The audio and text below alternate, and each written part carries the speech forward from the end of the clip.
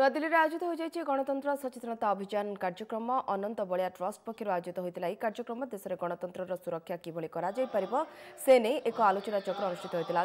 आलोचन देशर बहु प्रतिष्ठित योग व्यक्ति जोगदे गणतंत्र सुरक्षा नहीं निजर मत रखिते।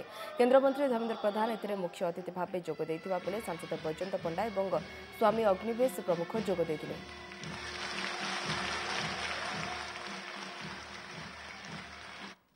अनंत बलिया ट्रस्ट तरफ किंतु विभिन्न धर्मर सब लीडर माने आसिचंती सिख ईसाई हिंदू बौद्ध विभिन्न धर्मर जो आलोचनाटी चली मु भावुची यह बहुत गुरुत्वपूर्ण दुनिया रे समस्ते भारत को देखती सबुठारु बड़ इलेक्शन जो करा जाए सेटा भारत रे एवं आमको रेस्पेक्ट करा जाए या आमे याकू सेलिब्रेट करवा उचित किंतु याकू किभली आमे इम्प्रूव करि परिबा ता विषय विभिन्न सब प्रस्ताव अछि ता विषय आलोचना मध्य करवा उचित।